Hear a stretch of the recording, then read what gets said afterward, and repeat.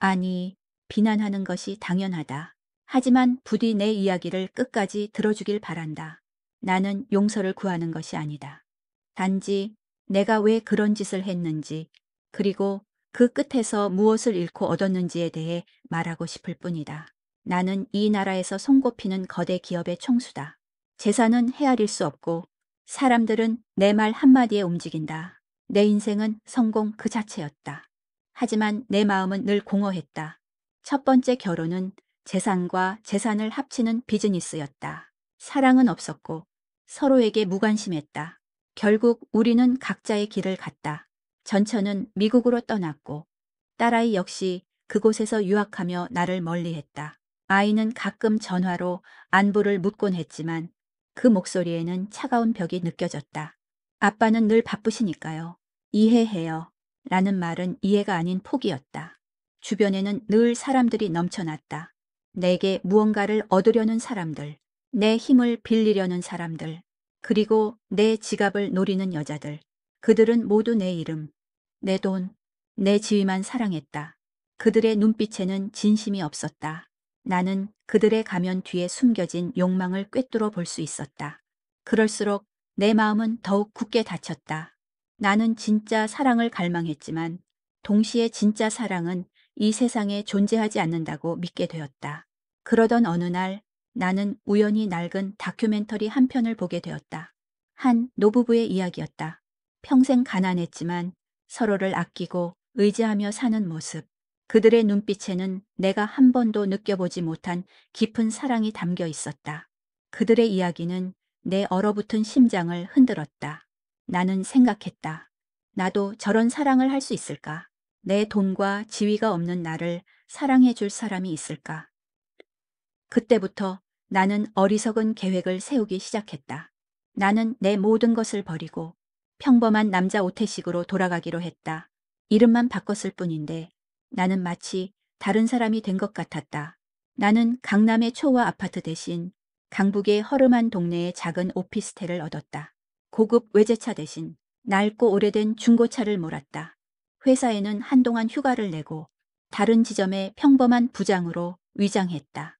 물론 회사 임직원들은 모두 내가 무슨 일을 꾸미고 있는지 알고 있었지만 내 명령에 따라 철저히 비밀을 지켰다. 나는 그렇게 평범한 삶으로 위장한 채 내 운명의 상대를 찾아 나섰다. 어쩌면 그건 사랑을 찾기 위한 게임이라기보다는 내가 아직 진실한 사랑을 받을 자격이 있는지에 대한 스스로의 시험이었는지도 모른다. 그때는 몰랐다.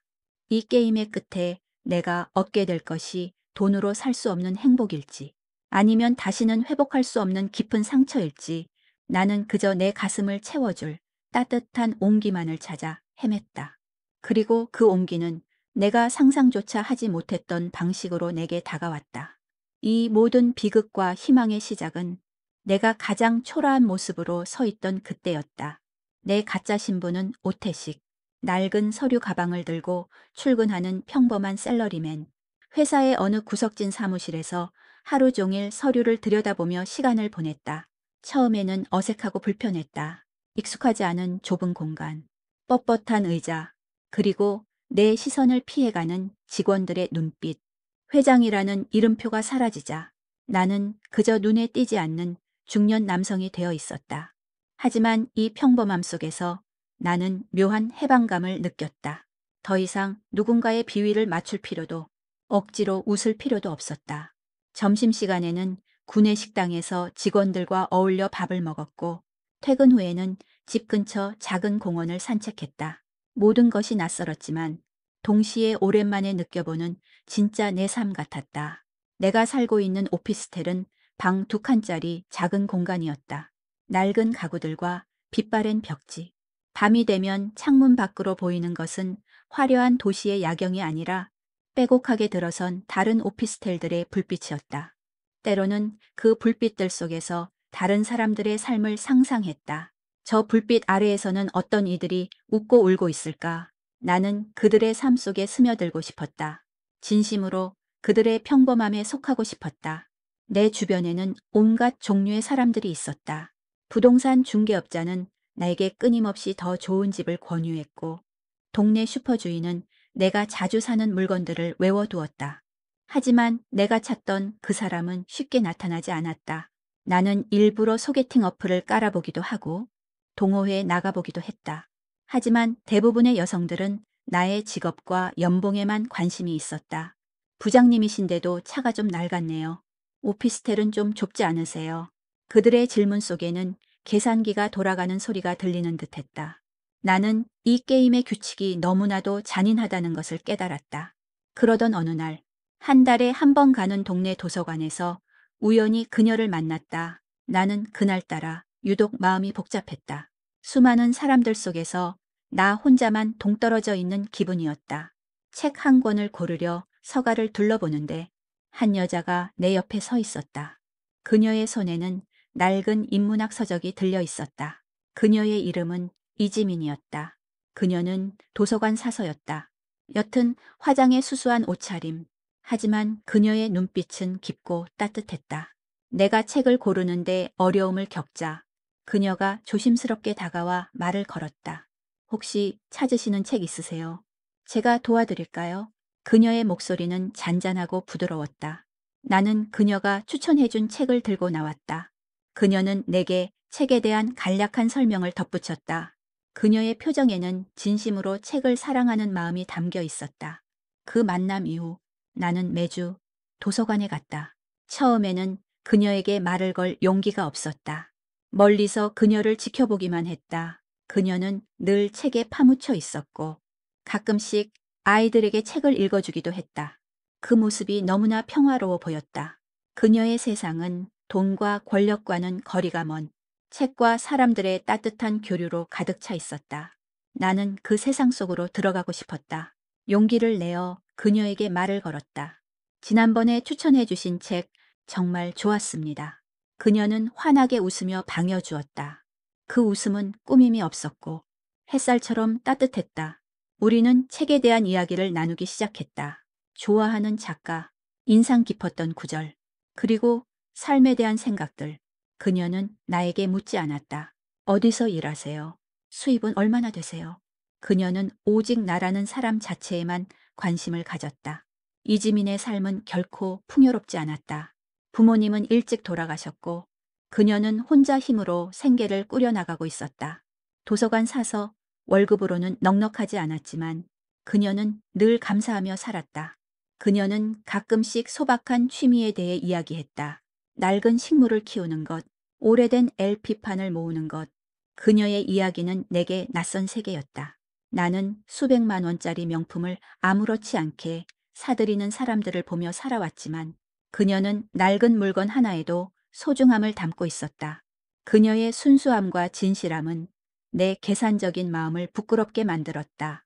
처음에는 어떻게 하면 그녀의 환심을 살 수 있을까라는 생각뿐이었다. 하지만 그녀와 함께하는 시간이 늘어날수록 나는 그녀에게 깊이 빠져들었다. 나는 더 이상 내가 연기하는 오태식이 아니라 이지민 앞에서 진심을 드러내는 오태진이 되고 싶었다. 그녀의 눈빛을 마주할 때마다 나는 내 가면을 벗어던지고 싶다는 충동을 느꼈다. 그러나 내 마음속 깊은 곳에는 아직도 혹시 그녀도 내 돈을 보고 나를 떠날까라는 불안감이 자리 잡고 있었다. 나는 이 어리석은 게임을 멈출 용기가 없었다. 이지민과의 만남이 잦아질수록 내 마음속의 공허함은 조금씩 채워지기 시작했다. 그녀와의 데이트는 소박했다. 비싼 레스토랑 대신 동네 분식집에서 떡볶이를 먹었고 고급 극장 대신 오래된 동시 상영관에서 영화를 보았다. 그녀는 작은 것에도 감사할 줄 아는 사람이었다. 떡볶이 한 접시를 앞에 두고 이 세상에서 가장 맛있는 음식 같아요라며 환하게 웃는 그녀를 보며 나는 내가 그동안 얼마나 의미 없는 것들에 돈을 썼는지 깨달았다. 수백만 원짜리 와인 한 병보다 그녀와 함께 마시는 2,000원짜리 커피 한 잔이 훨씬 더 달콤하고 따뜻했다. 우리는 공원에서 산책하며 이야기를 나누었다. 나는 내 진짜 삶에 대해 말할 수 없었기에 지어낸 이야기들로 그녀에게 나를 설명해야 했다. 평범한 가정에서 태어나 열심히 공부해 회사에 들어갔고 지금은 그럭저럭 평범한 삶을 살고 있다는 거짓말. 그녀는 내 이야기를 들으며 진심으로 공감해 주었다. 태식 씨는 정말 열심히 살아오셨네요. 대단하세요. 그녀의 칭찬은 나를 부끄럽게 만들었다. 내 인생은 열심히 살아온 것이 아니라 단지 돈과 성공만을 쫓아 질주해온 삶이었다.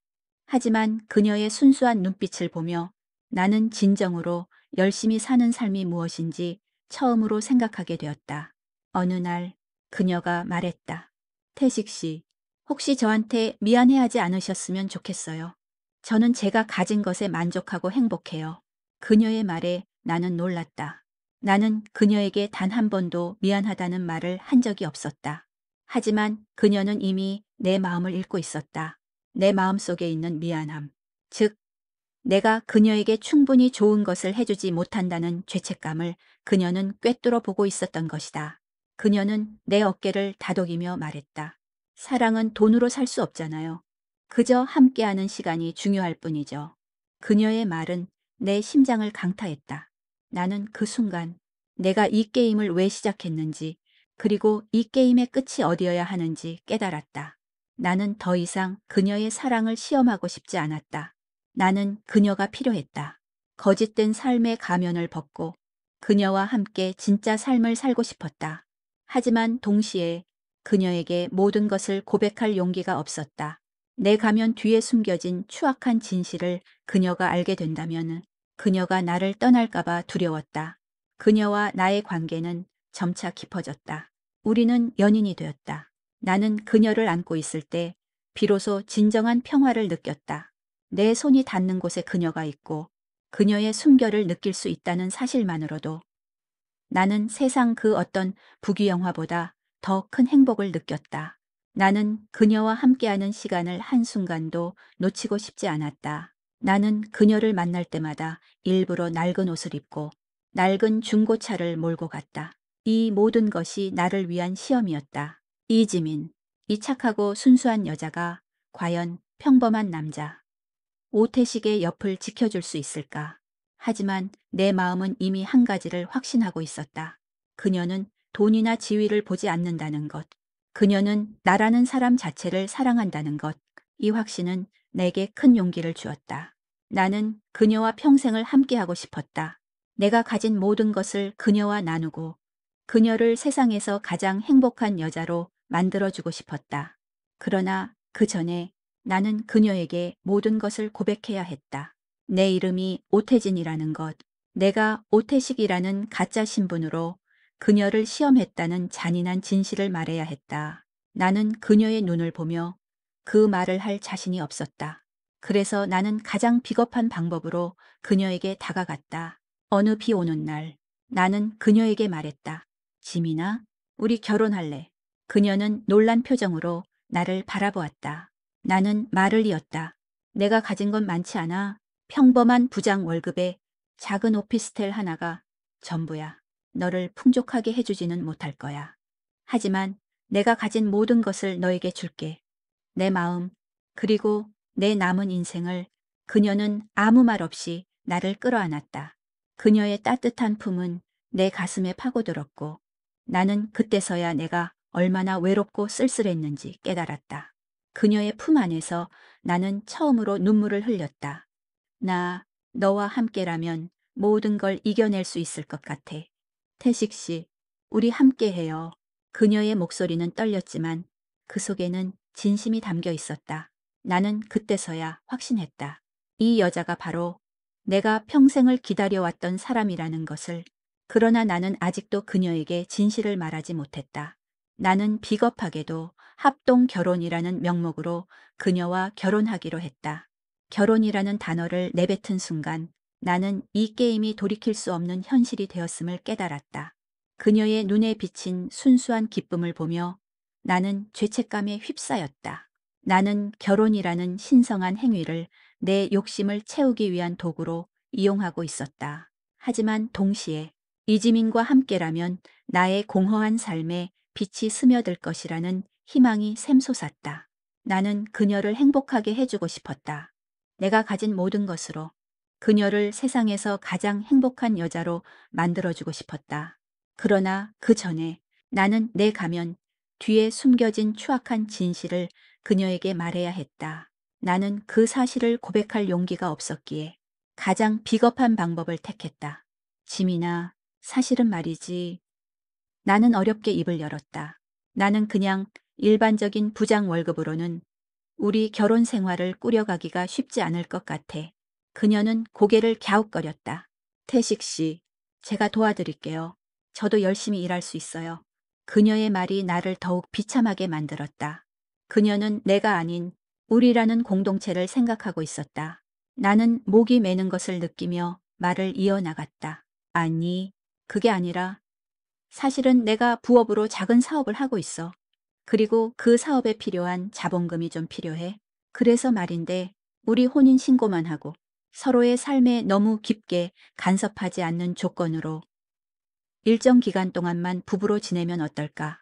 나는 계약 결혼이라는 단어를 차마 입에 올릴 수 없었다.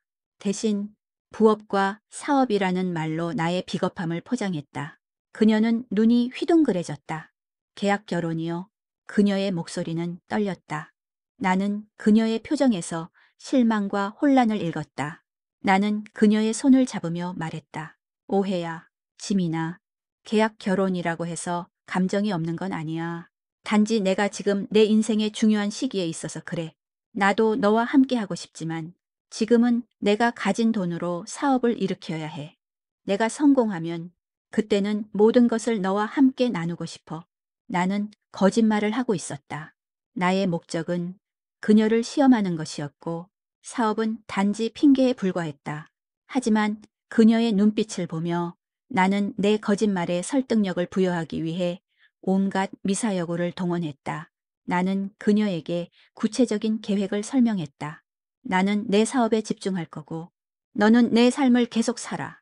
우리는 서로의 사생활에 간섭하지 않아. 하지만 한 달에 한 번은 꼭 만나서 밥을 먹고 함께 시간을 보내는 거야. 내가 사업에 성공하면 그때는 우리 진짜 결혼식을 올리자. 네가 원하는 모든 걸 다 해줄게. 그녀는 오랫동안 침묵했다. 나는 초조하게 그녀의 결정을 기다렸다.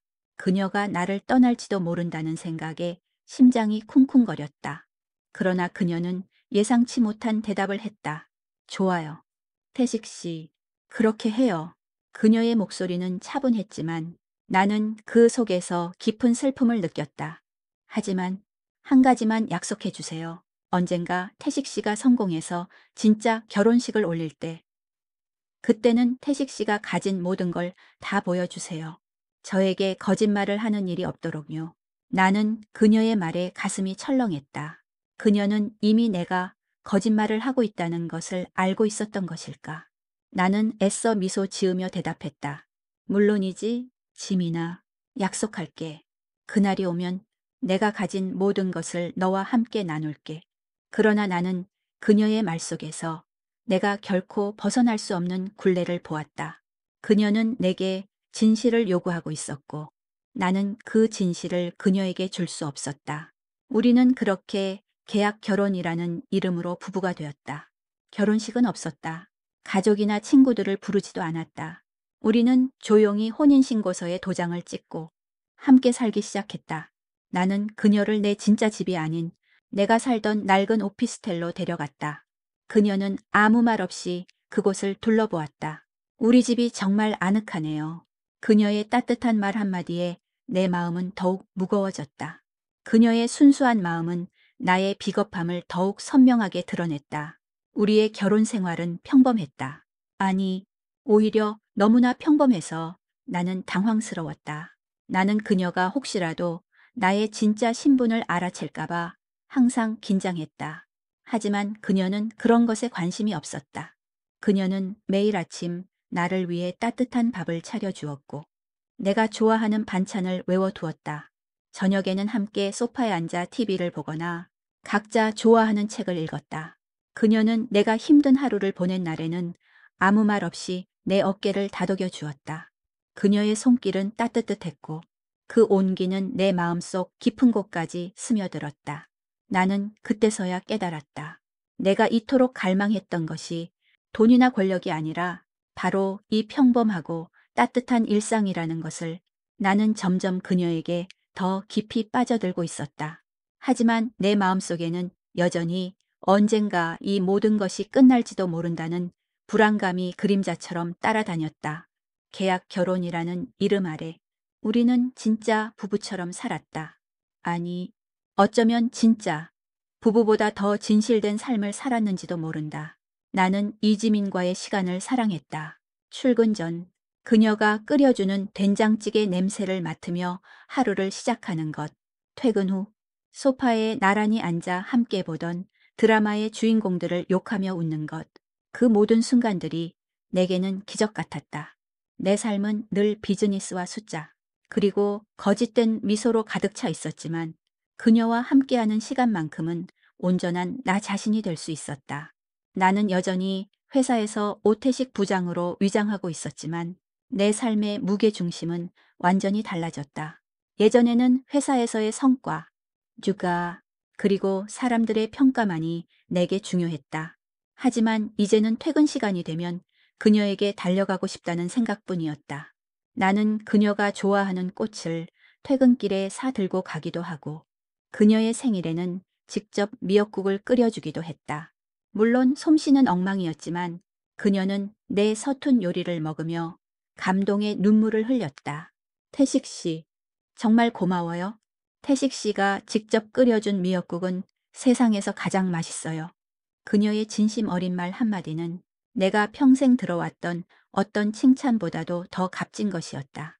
나는 그녀가 얼마나 순수하고 따뜻한 사람인지 매일매일 깨달았다. 어느 날 그녀의 오래된 지인이 찾아왔다. 꽤 오랫동안 연락이 끊겼던 친구였는데 사업에 실패해 많이 어려워졌다는 이야기를 들었다. 나는 곁에서 그 이야기를 듣고 있었다. 나는 내 지갑에 들어있는 수백만 원짜리 수표를 꺼내 그녀의 친구를 도와주고 싶다는 충동을 느꼈다. 하지만 이지민은 그렇게 하지 않았다. 그녀는 친구의 손을 잡고 조용히 위로했다. 그리고 자신이 직접 만든 도시락을 건넸다. 힘내. 나도 힘들었을 때가 있었어. 하지만 혼자가 아니야. 우리 모두 함께 이겨낼 수 있을 거야.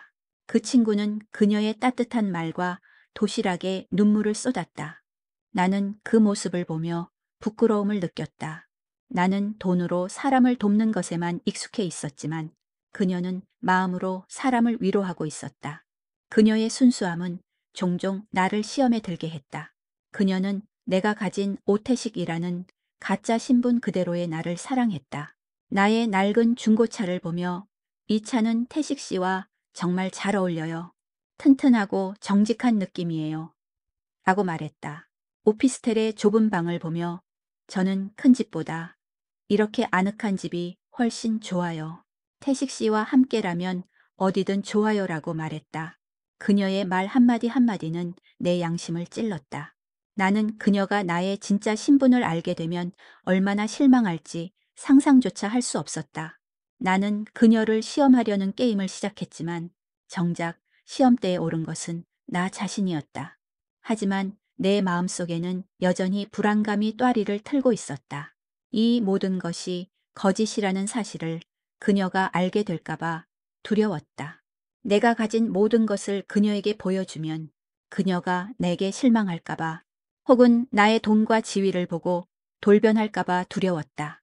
나는 그녀의 진심을 믿었지만 동시에 오랜 세월 동안 쌓아온 불신이라는 벽을 허물 용기가 없었다. 시간이 흐를수록 내 불안은 커져갔다. 나는 그녀에게 점점 더 많은 것을 바치기 시작했다. 값비싼 옷을 사주고 좋은 레스토랑에 데려가고 싶었다. 하지만 그녀는 그런 것들을 거절했다. 태식 씨, 저는 태식 씨가 벌어온 돈을 낭비하고 싶지 않아요. 지금 이대로가 좋아요.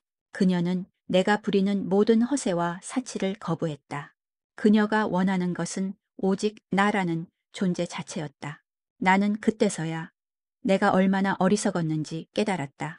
내가 그녀에게 주려고 했던 모든 것들은 사실 내가 그녀에게서 받고 싶었던 사랑과 믿음을 돈으로 환산하려는 비겁한 시도였다. 나는 이제 더 이상 이 게임을 계속할 수 없었다. 나는 내 진짜 모습을 그녀에게 보여주고 싶었다. 나는 더 이상 거짓말을 하고 싶지 않았다. 나는 그녀를 잃을까 두려웠지만 거짓된 사랑을 이어가는 것은 더 큰 고통이었다. 나는 그녀에게 모든 것을 고백하고 그녀의 선택에 따르기로 결심했다. 이 모든 것이 끝날지도 모른다는 생각에 마음이 아팠지만 나는 진실만이 우리 관계를 구원할 수 있다고 믿었다. 나는 그녀의 손을 잡고 모든 것을 말하기 위해 입을 열었다. 나는 그녀에게 모든 것을 털어놓으려 했다. 내 진짜 이름, 나의 재산, 그리고 이 모든 것이 그녀의 사랑을 시험하기 위한 비겁한 게임이었다는 사실까지도. 그러나 운명은 늘 예측 불가능한 순간에 나타나는 법이다. 내가 입을 열려는 찰나 그녀의 휴대폰이 울렸다. 그녀의 표정이 순식간에 굳어졌다. 전화를 끄는 그녀의 눈에는 불안과 슬픔이 가득 차 있었다. 태식 씨, 저 잠시 나갔다 와야 할 것 같아요. 그녀의 목소리는 미세하게 떨렸다. 나는 무슨 일이냐고 물었다.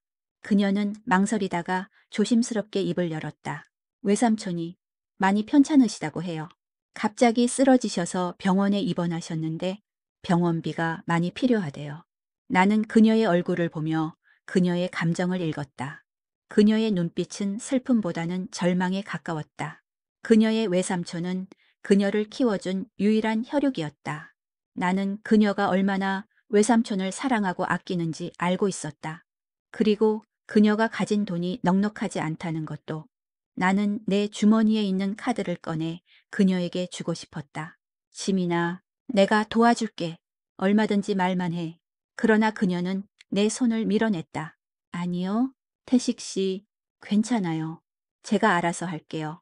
그녀의 자존심이 상할까봐. 나는 더 이상 말할 수 없었다. 나는 그녀의 등을 쓸어주며 조용히 말했다. 혼자 힘들어하지 마. 무슨 일이든 내게 말해줘. 우리는 부부잖아. 그녀는 나의 말에 고개를 끄덕였지만 나는 그녀의 눈빛에서 그녀가 내게 모든 것을 털어놓을 준비가 되지 않았다는 것을 느꼈다.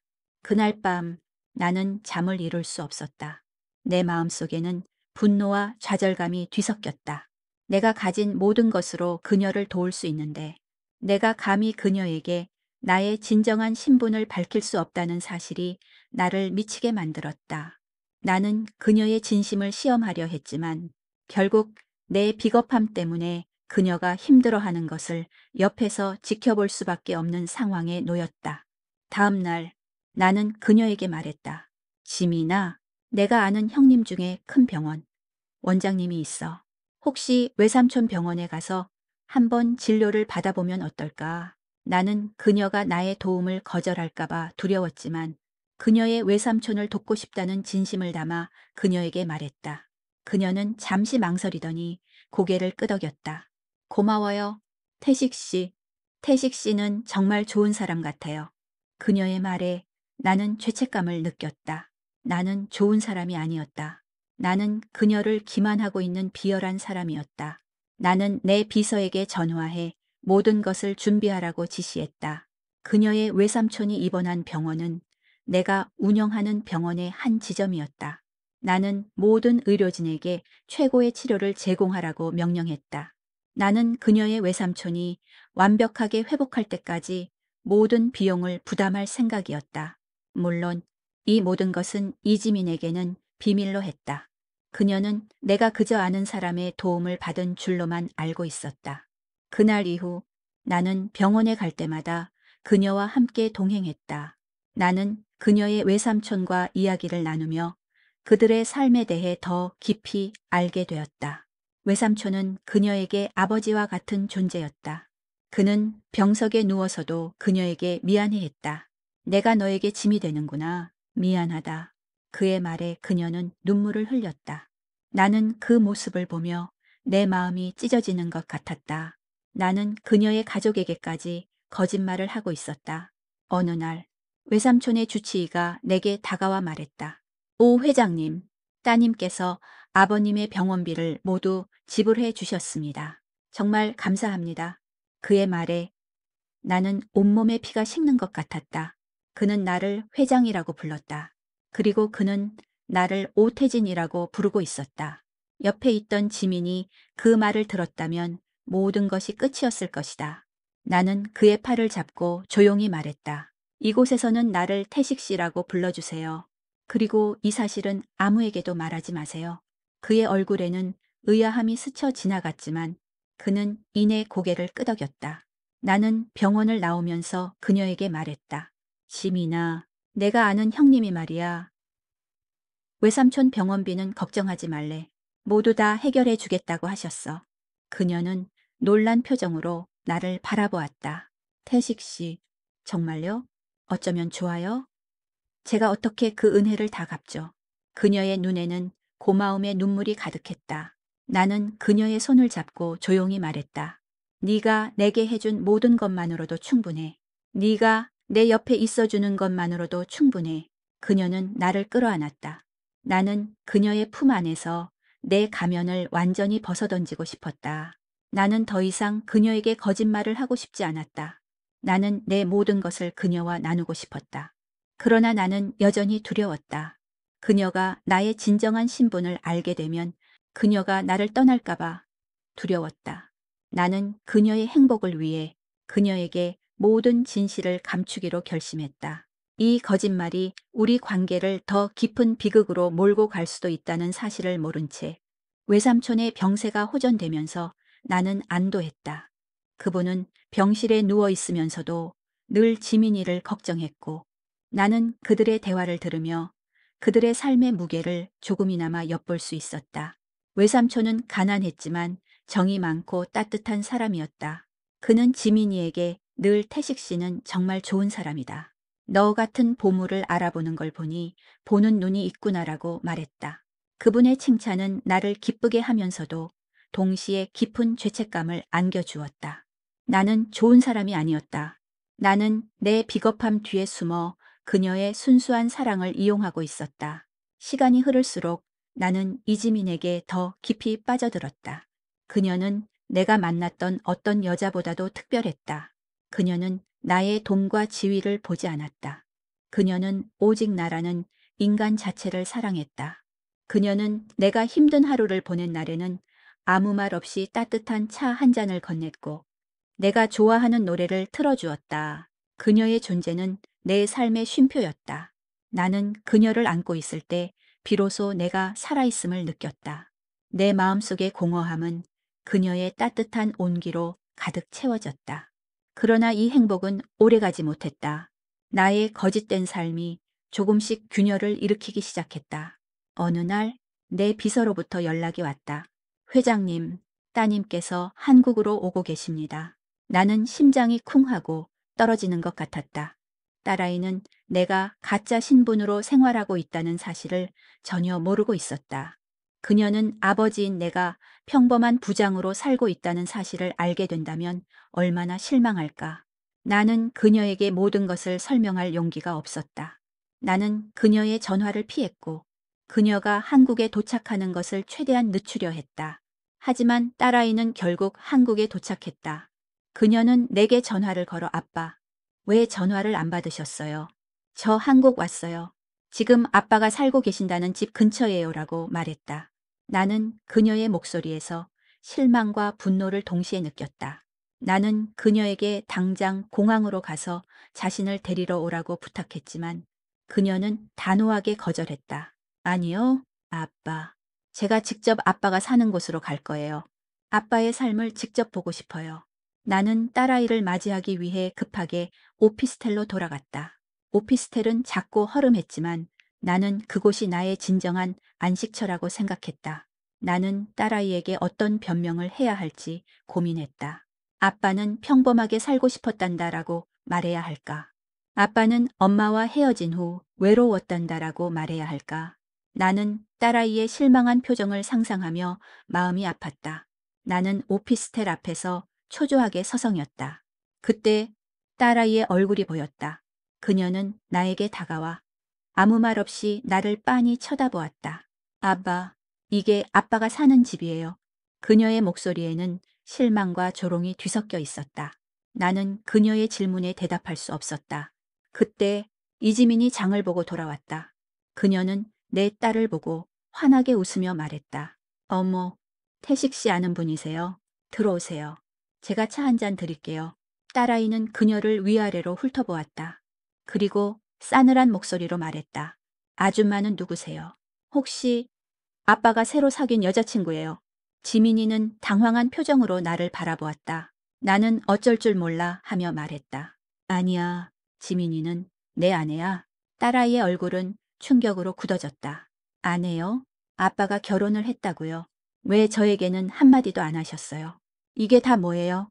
아빠. 그녀는 분노에 차서 소리쳤다. 지민이는 이 상황을 이해하지 못하고 나를 바라보았다.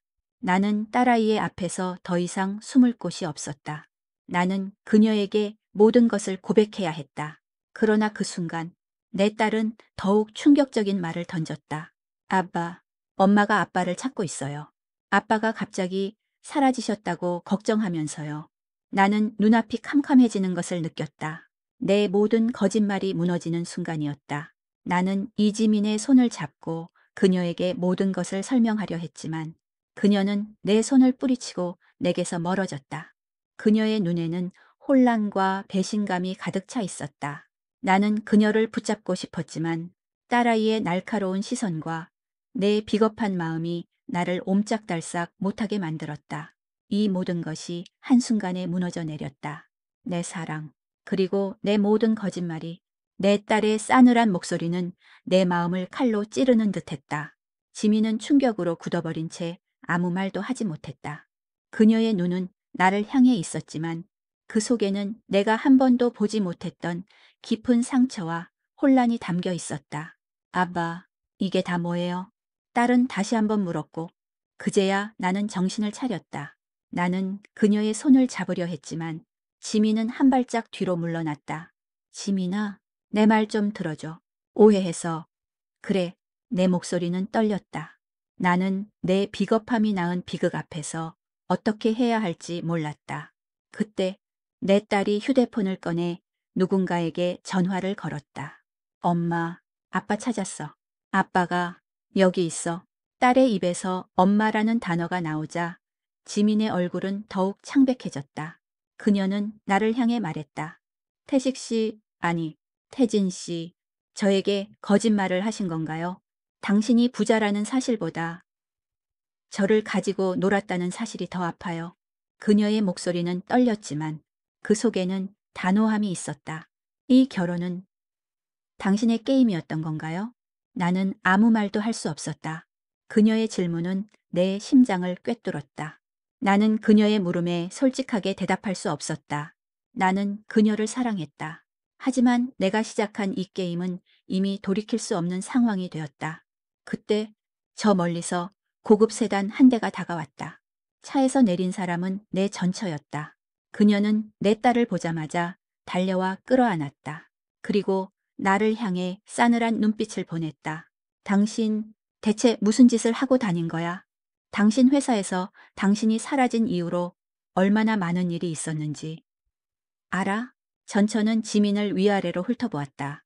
그리고 조롱 섞인 미소를 지으며 말했다. 어머, 당신이 이 여잔가? 우리 전 남편의 새로운 장난감. 당신 그가 재벌이라는 사실은 알고 있니? 아니면 그에게 속아서 이 짓을 하고 있는 건가? 지민은 얼굴이 하얗게 질린 채 아무 말도 하지 못했다. 나는 전처에게 소리쳤다. 당신은 여기에 올 자격 없어. 당장 내 집에서 나가. 하지만 전처는 비웃으며 말했다. 당신이 사는 집이잖아. 나는 당신의 딸을 데리러 왔을 뿐이야. 딸은 나를 외면한 채 전처의 품에 안겼다. 아빠, 저 실망했어요. 아빠가 이렇게 사시는 줄 몰랐어요. 딸의 말은 비수처럼 내 심장에 박혔다. 나는 딸을 잃었고 내 사랑하는 아내도 잃었다. 나는 모든 것을 잃었다. 나는 지민에게 다가가 그녀의 손을 잡으려 했다. 지민아, 제발 내 말 좀 들어줘. 나는 너를 속인 것이 아니야. 나는 너를 정말로 사랑해. 그러나 그녀는 내 손을 뿌리치고 도망치듯 자리를 떠났다. 나는 그녀를 쫓아갔다. 지민아, 지민아? 나는 그녀의 이름을 목 놓아 불렀지만 그녀는 뒤도 돌아보지 않고 달아났다. 나는 그녀의 뒷모습을 보며 무릎을 꿇었다. 내 눈에서는 뜨거운 눈물이 쏟아졌다. 나는 내 비겁함이 낳은 결과 앞에서 처절하게 무너졌다. 나는 사랑을 찾기 위해 시작한 게임에서 내 모든 것을 잃었다. 내 가족, 내 사랑, 그리고 내 자신을 나는 오피스텔 앞에 홀로 남겨졌다. 전처와 딸은 이미 떠난 뒤였다.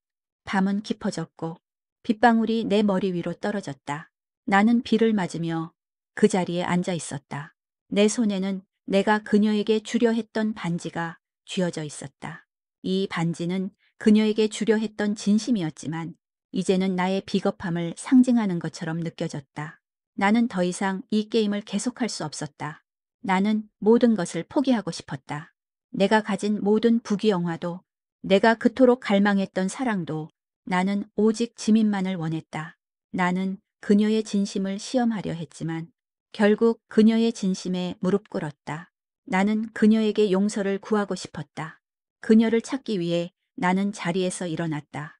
그러나 내가 어디로 가야 할지 알 수 없었다. 나는 그녀의 모든 것을 알고 있다고 생각했지만 나는 그녀의 마음속에 있는 상처와 아픔을 전혀 알지 못했다. 나는 내가 그녀에게 준 상처를 어떻게 치유해야 할지 알 수 없었다. 나는 그녀에게 다가갈 용기가 없었다. 지민은 사라졌다. 나는 그녀가 다시 돌아올 거라 믿었지만 그녀에게서 아무런 연락도 오지 않았다. 오피스텔은 다시 공허해졌다. 그녀의 손길이 닿았던 모든 곳에서 그녀의 부재가 느껴졌다. 그녀가 아침마다 나에게 끓여주던 된장찌개 냄새도, 함께 웃으며 보던 드라마의 잔잔한 소리도 이제는 나의 죄책감과 외로움을 더 깊게 만들 뿐이었다. 나는 회장실로 돌아갔다. 화려한 야경이 펼쳐진 창밖을 보며 나는 내가 얻으려 했던 모든 것들을 잃었다는 사실을 깨달았다. 돈과 성공은 내게 아무런 의미도 없었다. 나는 그저 그녀의 따뜻한 온기만을 원했다. 내 딸은 나를 이해하지 못했다. 그녀는 내게 아빠, 왜 그렇게 살고 계셨어요? 왜 저를 속이셨어요? 라고 물었다. 나는 그녀에게 모든 것을 설명했지만 그녀는 내 말을 믿지 않았다. 그녀는 내가 또 다른 거짓말을 하고 있다고 생각했다. 나는 딸에게 용서를 구하고 싶었지만 그녀는 이미 나와의 관계를 포기한 듯했다. 나는 내 가족을 잃었다. 내 인생에서 가장 중요한 두 여자를 잃었다. 나는 그녀를 찾기 위해 모든 것을 시도했다. 나는 내 비서에게 그녀의 모든 행적을 추적하라고 명령했다. 그러나 그녀는 흔적 없이 사라졌다. 그녀의 휴대폰은 꺼져 있었고 그녀가 일하던 도서관도 그만둔 상태였다. 나는 그녀의 집을 찾아갔지만 그곳에는 아무도 없었다. 나는 내가 그녀에게 준 상처가 얼마나 깊었는지 깨달았다. 그녀는 나를 믿었고 나는 그 믿음을 배신했다. 나는 그녀의 마음속에 내가 얼마나 큰 상처를 남겼는지 알지 못했다. 나는 매일 밤 그녀의 꿈을 꾸었다. 꿈속에서 그녀는 내게 미소를 지었고 나는 그녀의 손을 잡고 행복해했다. 그러나 아침에 눈을 뜨면 나는 다시 홀로 남겨졌다. 나는 내 삶에서 그녀의 존재가 얼마나 중요했는지 깨달았다. 그녀는 나의 빛이었다. 그녀가 사라진 후 나는 다시 어둠 속에 갇혔다. 나는 더 이상 숨을 쉴 수 없었다. 내 마음은 고통으로 가득 찼다. 나는 그녀에게 용서를 구하고 싶었다. 내가 저지른 모든 죄를 속죄하고 그녀와 다시 시작하고 싶었다. 나는 모든 것을 포기하기로 결심했다. 회사도, 돈도, 내 모든 명예도. 나는 내 비서에게 모든 것을 정리하라고 지시했다. 나는 더 이상 이 모든 것을 감당할 수 없었다. 나는 그녀를 찾기 위해, 그리고 그녀에게 용서를 구하기 위해 모든 것을 내려놓기로 했다. 나는 그녀가 좋아했던 장소들을 찾아다녔다. 우리가 처음 만났던 도서관, 함께 산책했던 공원, 그리고 그녀가 좋아했던 작은 카페. 그러나 그녀의 흔적은 어디에도 없었다. 나는 그녀를 찾을 수 없었다. 나는 절망했다. 내 사랑은 끝난 것일까?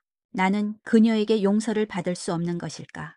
그때 나는 그녀의 외삼촌이 입원했던 병원으로 갔다. 외삼촌은 이미 퇴원했지만 나는 혹시나 하는 마음에 병원 로비에 앉아 있었다. 나는 몇 시간 동안 그곳에 앉아 있었다. 나는 그녀가 다시 돌아올 거라 믿었다.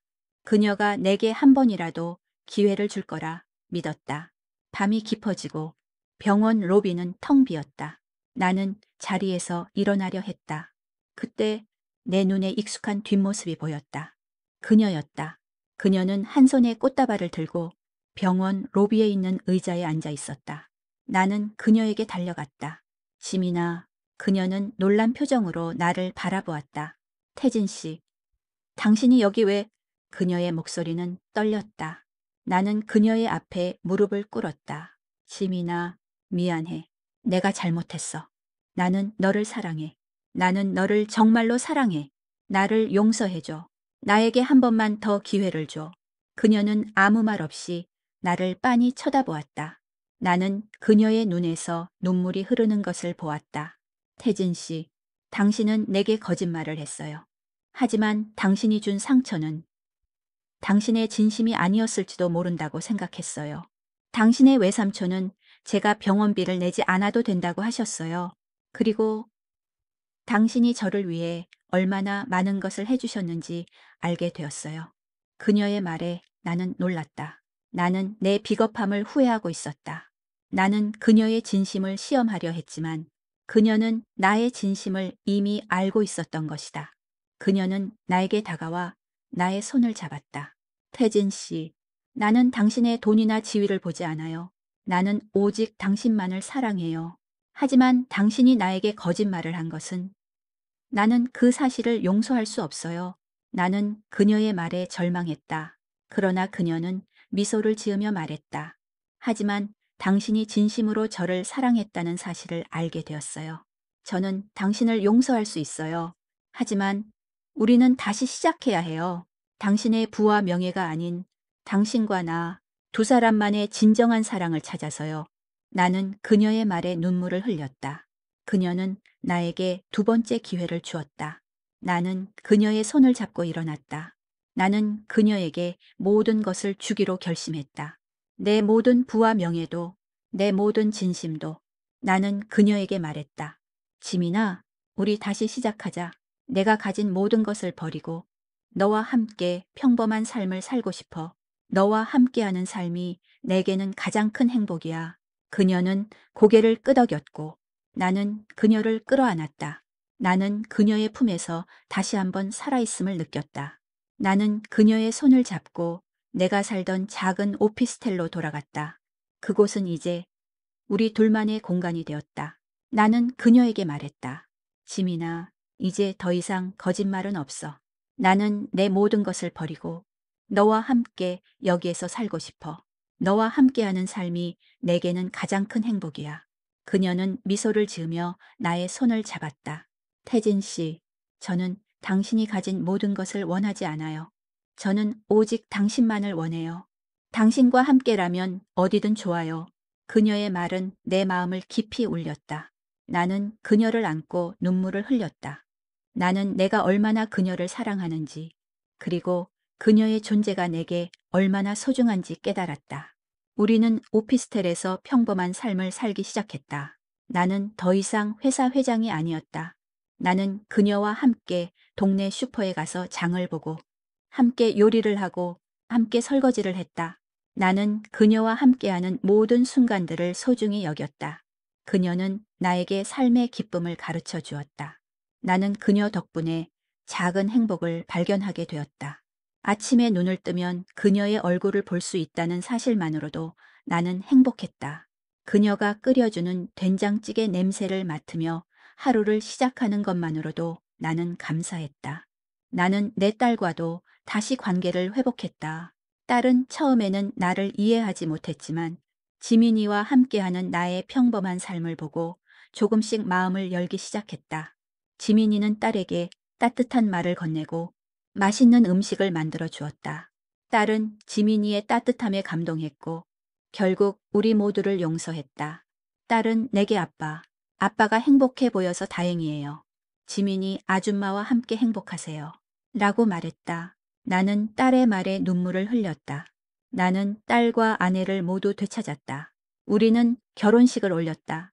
화려한 결혼식이 아니었다. 우리는 우리가 처음 만났던 동네 도서관에서 결혼식을 올렸다. 우리의 결혼식에는 가족들과 친구들, 그리고 우리가 아끼고 사랑하는 사람들이 모였다. 나는 지민이에게 반지를 끼워주며 말했다. 지민아, 나는 너를 처음 만났을 때부터 너를 사랑했어. 나는 너를 위해 모든 것을 버리고 싶어. 너와 함께라면 나는 모든 것을 가질 수 있어. 그녀는 눈물을 흘리며 내게 말했다. 태진 씨, 저는 당신이 가진 모든 것을 원하지 않아요. 저는 오직 당신의 사랑만을 원해요. 저는 당신과 함께라면 모든 것을 이겨낼 수 있어요. 그녀의 말은 내 마음을 깊이 울렸다. 나는 그녀의 손을 잡고 행복했다. 우리의 삶은 평범했다. 하지만 우리는 그 평범함 속에서 행복을 찾았다. 우리는 매일 아침 함께 일어나서 아침을 먹고 함께 공원을 산책했다. 우리는 함께 낡은 LP판을 들으며 노래를 불렀다. 우리는 서로의 눈빛을 보며 미소를 지었고 서로의 손을 잡으며 사랑을 속삭였다. 우리의 사랑은 돈이나 명예로 살 수 없는 진정한 사랑이었다. 우리는 서로에게 구원이 되어 주었다. 결혼 1주년이 되던 날, 나는 지민이에게 말했다. 지민아, 우리 결혼식을 올리자. 네가 원하는 모든 것을 다 해줄게. 그녀는 미소를 지으며 말했다. 태진 씨, 저는 이미 가장 화려한 결혼식을 올렸어요. 당신과 함께하는 매일매일이 저에게는 가장 화려한 결혼식이에요. 그녀의 말은 내 마음을 깊이 울렸다. 나는 그녀의 손을 잡고 말했다. 지민아, 사랑해. 그녀는 나에게 미소를 지으며 말했다. 저도 사랑해요. 태진 씨, 우리는 함께 낡은 오피스텔에 살았다. 우리는 가난했지만 우리의 사랑은 세상에서 가장 부유했다. 우리는 서로에게 모든 것을 주었고 서로에게 모든 것을 받았다. 우리의 사랑은 영원히 계속될 것이다. 우리는 서로에게 구원이 되어 주었다. 내 이름은 오태진이다. 지금 나는 50층이 넘는 내 회장실에 앉아 있다. 통유리창 너머로 서울의 야경이 발 아래에 펼쳐져 있다. 수많은 불빛들이 반짝이며 도시의 심장이 뛰고 있음을 보여주지만 이 모든 빛이 나를 위한 것이 아님을 나는 잘 알고 있다. 이 화려함 속에서 나는 철저히 혼자다. 그리고 이 외로움은 모두 내가 자초한 일이었다. 사랑하는 사람에게조차 내 진짜 모습을 숨겼던 어리석음. 그 거짓말이 나에게서 가장 소중한 것을 앗아갔다. 그리고 오늘 나는 그 모든 것을 털어놓으려 한다. 이 이야기는 내가 사랑을 찾으려고 벌인 추악하고 비열한 게임에 대한 이야기다. 동시에 그 게임 속에서 내가 얼마나 무너지고 또 어떻게 구원받았는지에 대한 이야기이기도 하다. 어쩌면 당신은 나를 비난할지도 모른다.